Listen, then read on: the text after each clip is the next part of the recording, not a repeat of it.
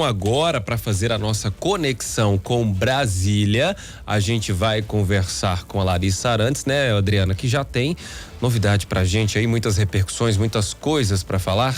Isso mesmo, cadê a Lari? Tá aí? Ei, Larissa, tá boa? Oi, tô aqui, pessoal, boa noite. Boa noite, Larissa. Pois é, a gente vai falar com a Larissa sobre as repercussões relacionadas à reportagem, né, da Folha de São Paulo, que trouxe algumas mensagens trocadas por auxiliares do ministro Alexandre de Moraes. Mas antes, notícia de momento aqui, Lari, só para você manchetar aqui para o nosso ouvinte, o que acabou de ser votado nesse minuto e que está nesse momento lá em otempo.com.br. Isso mesmo, Dri.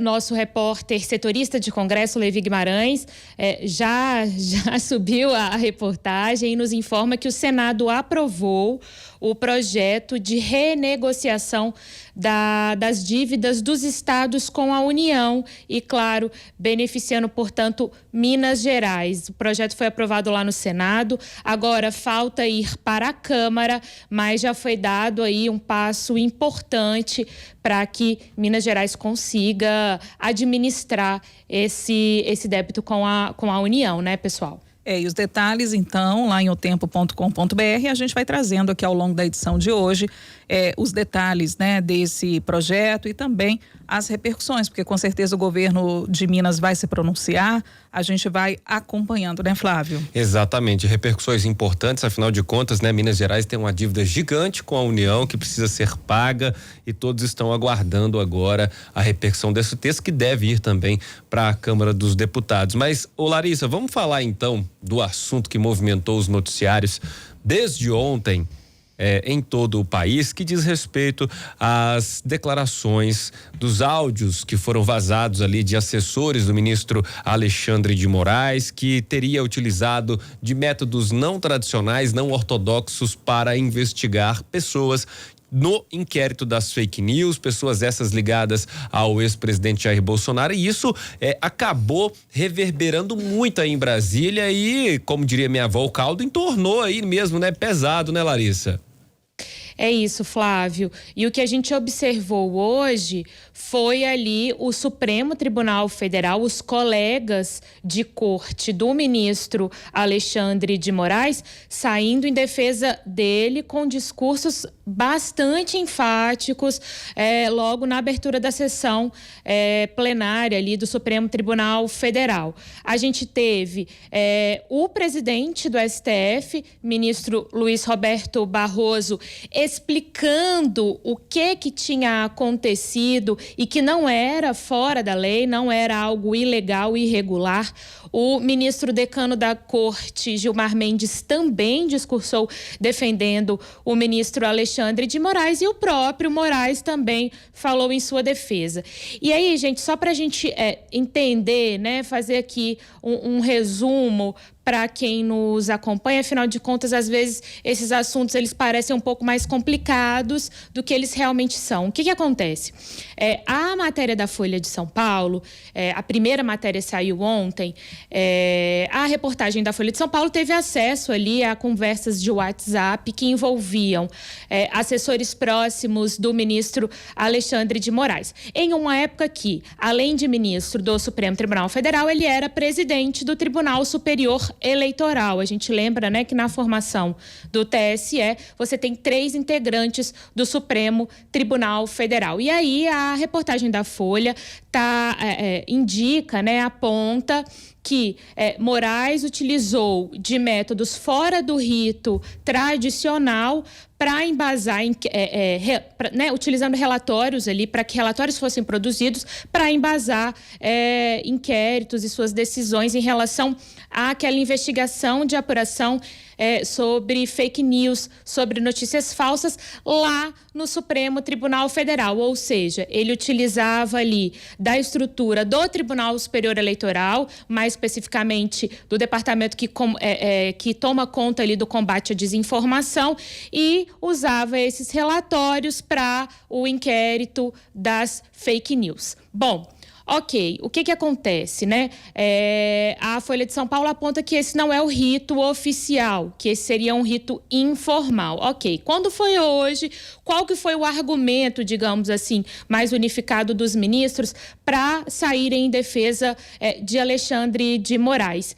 Que todos esses relatórios apontados na reportagem como produzidos aí a partir de comunicações informais entre assessores próximos do ministro Alexandre de Moraes, fosse no TSE, fosse no Supremo Tribunal Federal, que apesar dessa informalidade, tudo está devidamente documentado, tudo foi devidamente oficializado, anexado aos autos, inclusive dando ali a possibilidade de interferência e de conhecimento do Ministério Público, ou seja, nada ilegal, nada irregular.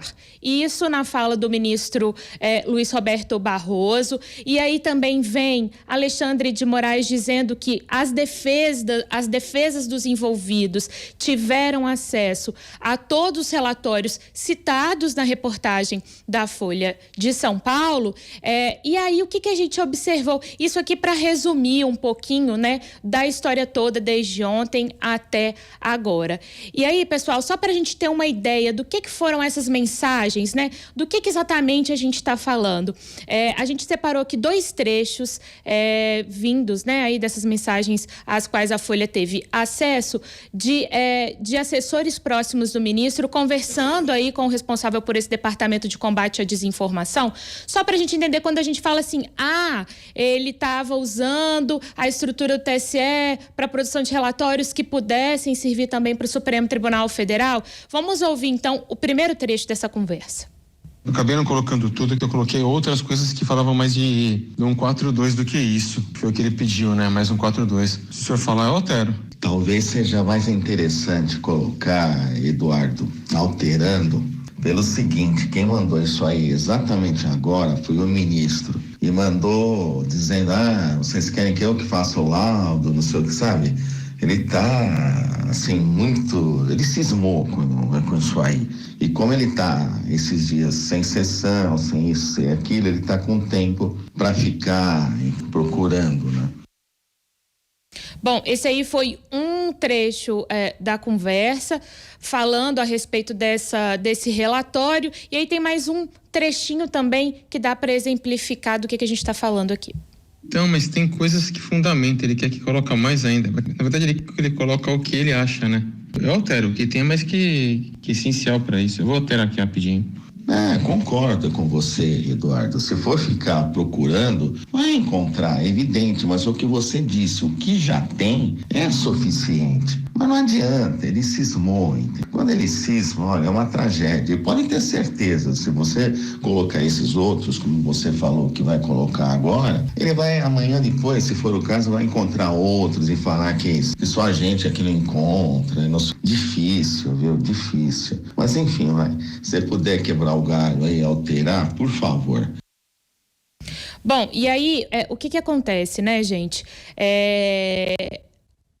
A gente pode fazer uma divisão de repercussão, digamos assim, né? A oposição, né? Aqueles que são alinhados ao ex-presidente Jair Bolsonaro. Bom, eles utilizaram disso para dizer que o ministro Alexandre de Moraes estava atuando fora do rito tradicional para perseguir bolsonaristas, inclusive reforçando ali o coro, o pedido de impeachment do ministro Alexandre de Moraes, mas também ao longo do dia a gente pôde perceber juristas dizendo o seguinte, olha, ocorreu uma informalidade, mas, né, como a coisa está desenhada no país, isso acabaria acontecendo, não necessariamente a informalidade, mas essa comunicação TSE e Tribunal Superior Eleitoral. Por quê? O presidente do Tribunal Superior Eleitoral, à época, é também o relator do inquérito das fake news no Supremo Tribunal Federal. Então, a partir de uma organização do Estado mesmo. Então, que isso não haveria ilegalidade, apesar da informalidade.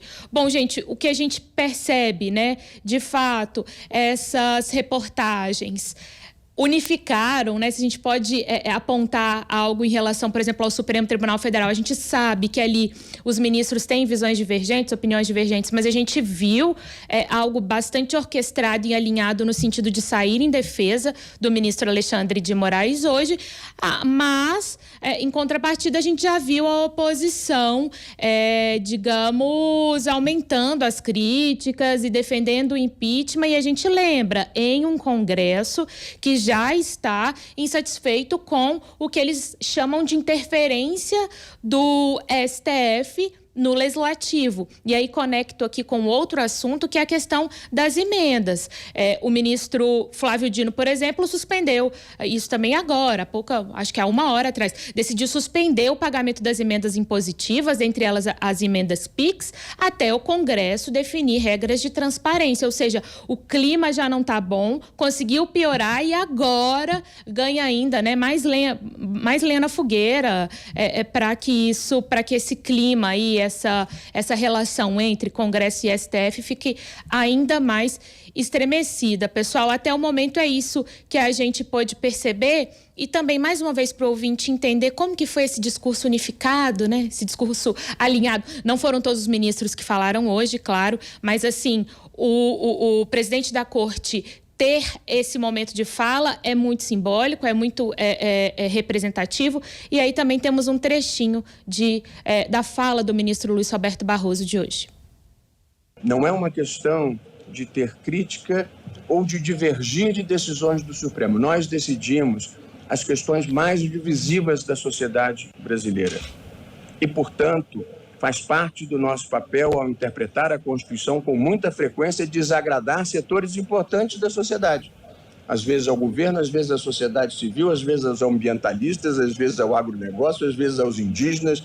A gente está sempre sujeito a desagradar algum segmento, e numa democracia todo mundo tem o direito de vocalizar a sua insatisfação, e nós convivemos muito bem com isso. Porém, nós somos comprometidos com a Constituição, nós somos comprometidos com a busca da verdade possível numa sociedade plural, nós somos comprometidos com a democracia e comprometidos com fazer um país melhor e maior. É para isso que todos nós estamos aqui. Nossos compromissos são com o Brasil. Nós não temos lado. Nosso lado é o Brasil, a democracia e a proteção dos direitos fundamentais. Adriane e Flávio, então esse é o status de momento em relação a essa revelação feita pela Folha de São Paulo. Ainda, né, pode ser que mais algumas reportagens ou outras repercussões ganhem força, mas até agora é o que a gente viu, assim, né? Essa oposição inflamada, o Supremo unificando um discurso, alinhando um discurso de defesa, e agora é entender o que pode acontecer daqui para frente, né? É isso. Ô, Larissa, obrigada, viu, por destrinchar esse assunto aqui pra gente, né? E a gente trouxe, inclusive, né, esses trechos e essa fala, né, do ministro Luiz Roberto Barroso, que foi uma fala longa, foram 13 minutos, se eu não me engano, de pronunciamento, e muito longo, né, para justificar o que aconteceu, enfim. Lari, obrigada, viu? Obrigada, gente. Boa noite. Boa noite, até a próxima, querida.